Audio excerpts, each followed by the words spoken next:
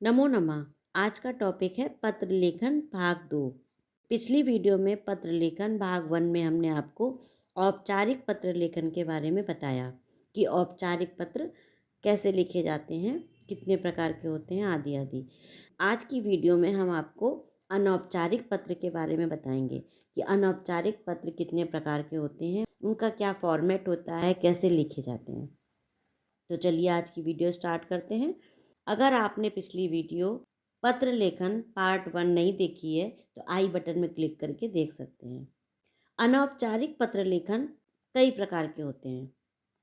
हम आपको यहाँ पे कुछ अनौपचारिक पत्र लेखन के बारे में बताएंगे और कुछ अनौपचारिक पत्र लिख करके बताएंगे कि वो कैसे लिखे जाते हैं।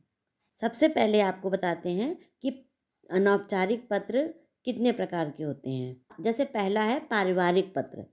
इन पत्रों के विषयों को व्यक्तिगत समस्याओं से लेकर सामान्य प्रसंगों तक कई रूपों में प्रस्तुत किया जा सकता है।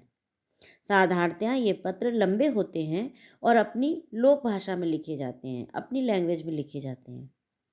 उदाहरण के रूप में जैसे पिता का पुत्र को पत्र, पुत्री का पिता को पत्र, माता को पुत्री को पत्र, आदि आदि।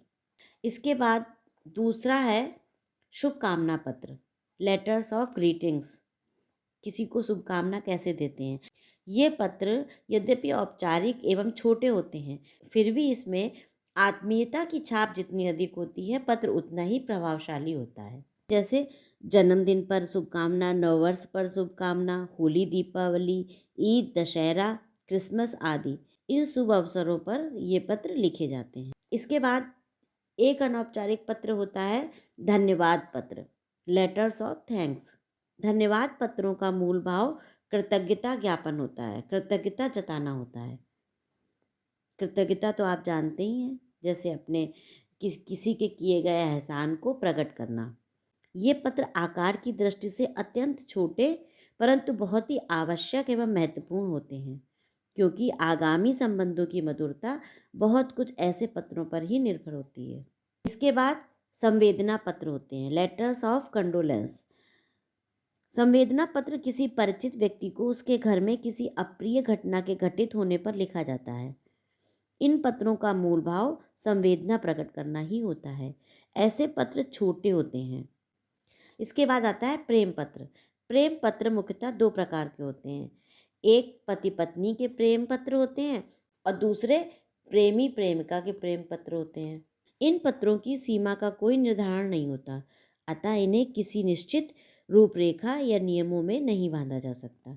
ये कैसे भी लिखे जा सकते हैं। लास्ट में अनौपचारिक पत्र है आमंत्रण पत्र, लेटर्स ऑफ इनविटेशन। किसी को निमंत्रण देने के लिए भी पत्र लिखा जाता है, वो भी अनौपचारिक पत्र में ही आता है। इस प्रकार के पत्रों के मूल में उत्साह, प्रसन्नता एवं सम्मान का भाव छुपा रहता है।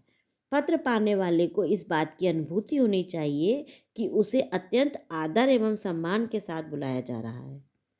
इस तरह का पत्र लिखना चाहिए। ऐसे आमंत्रण पत्र उपनयन, मुंडन संस्कार है, विवाह है, गृह प्रवेश है, जन्मदिन है इत्यादि अवसरों पर लिखे जाते हैं। यहाँ पर हम आपको सारे तो नहीं बता पाएंगे, लेकिन 2-3 लेटर्स अनौपचारिक पत्र लिखना बताने जा रहे हैं। तो चलिए स्टार्ट करते हैं।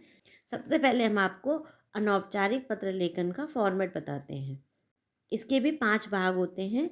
सबसे पहले भेजने वाले का पता एवं दिनांक, उसके बाद संबोधन, फिर अभिवादन, उसके बाद विषय वस्तु, फिर आखिरी में पत्र प्राप्त करने वाले के साथ प्रेषक का जो संबंध हो वो लिखते हैं और पत्र लिखने वाले का नाम। ये अनौपचारिक पत्र लिखने का फॉर्मेट होता है। तो इसी फॉर्मेट के हिसाब से हम आपको एक शुभकामना पत्र लिखना बता रहे हैं। सबसे पहले पत्र का विषय लिखते हैं। तो विषय में क्या लिखेंगे? आगामी मासस्य नवदिनांके भवतः मित्रस्य जन्मदिवसः अस्ति। आने वाले महीने के 9 तारीख को आपके मित्र का जन्मदिन है। भवतः मित्रं प्रति पत्रं लिखत। आप मित्र के प्रति पत्र लिखिए। ये इसका विषय है। तो सबसे पहले लिखते हैं जहाँ से आप पत्र लिख रहे हैं वहाँ का एड्रेस, मतलब वो जगह का नाम, पता और दिनांक। तो जैसे हम यहाँ पर लिखेंगे आगरा नगरे, आगरा नगर से। फिर दिनांक लिखेंगे। दिनांक आप जिस दिन आप पत्र लिख रहे हैं उस दिन की दिनांक लिखिए, जैसे 13/12/2022। इसके बाद संबोधन लिखेंगे। जिसको पत्र लिख रहे हैं उसको क्या संबोधन लिखना है। जैसे मित्र को लिख रहे हैं तो लिखेंगे प्रिय मित्रम, और फिर अभिवादन लिखेंगे। मित्र के लिए क्या लिखेंगे, नमो नमः। अब आता है विषय वस्तु। कोई भी अनौपचारिक पत्र लिखने में सबसे पहले लिखते हैं अत्र कुशलम तत्र अस्तु। यहाँ कुशल है, वहाँ भी हो। फिर लिखेंगे हर्षस्य विषया अस्ति, हर्ष का विषय है, खुशी का विषय है, यत् कि आगामी मासस्य नवमं दिनांके भवता जन्मदिवसः भविष्यति। आने वाले महीने की 9 तारीख को आपका जन्मदिवस होगा। जन्म दिवसस्य हार्दिक्या शुभकामना, जन्म दिवस की हार्दिक शुभकामनाएं। ज्येष्ठेभ्यः प्रणामा, बड़ों को प्रणाम। कनिष्ठेभ्यः च आशीषा निवेदनीया, और छोटों को आशीष देता हूँ। इसके बाद आपका मित्र से जो संबंध हो वो लिखते हैं। भवता मित्रम, मित्र से मित्र का संबंध होगा तो क्या लिखेंगे, भवतः आपका मित्र। उसके बाद अपना नाम लिख दीजिए, जो भी नाम हो, जैसे राहुल या जो भी नाम हो वो लिख सकते हैं। इसी तरीके से आप विषय वस्तु बदल करके किसी भी तरह की शुभकामना किसी को भी दे सकते हैं। एक अनौपचारिक पत्र हम आपको और बताते हैं, जिसका विषय है परीक्षा परिणाम विषये पितरम प्रतिपत्रम, अर्थात परीक्षा परिणाम के विषय में अपने पिता को पत्र लिखना है। तो फॉर्मेट वही रहेगा कि सबसे पहले शहर का नाम लिखिए, फिर दिनांक लिखिए, फिर संबोधन, अभिवादन और विषय वस्तु। आपका उसके प्रति जो संबंध हो वो संबंध लिखिए और अपना नाम लिख दीजिए। इसी फॉर्मेट से लिखा जाएगा। तो सबसे पहले शहर का नाम लिखना है। जैसे हम दिल्ली से लिख रहे हैं तो हम लिखेंगे दिल्लीतः।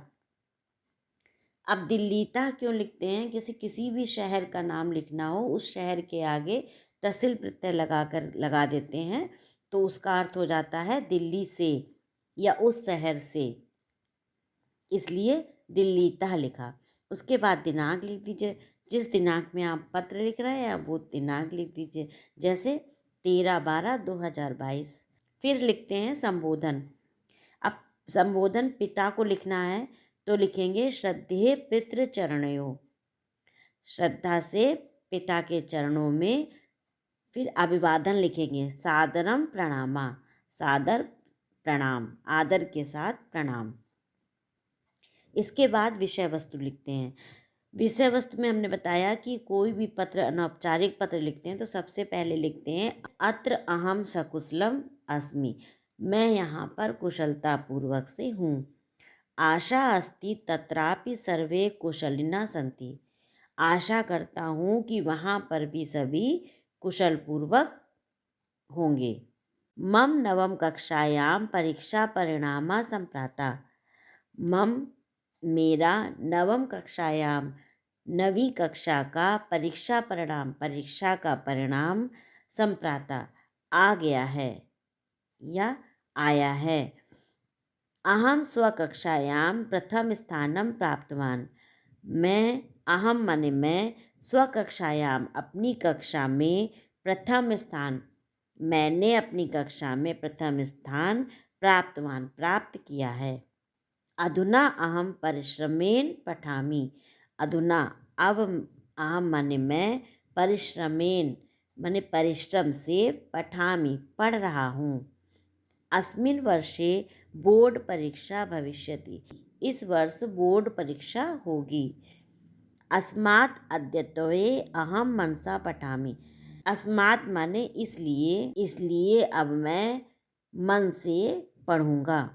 पहले अपना परिणाम बताया, फिर बताया कि मैं मन से पढ़ रहा हूँ और आगे मेरी बोर्ड परीक्षा है और मैं मन से पढ़ूँगा।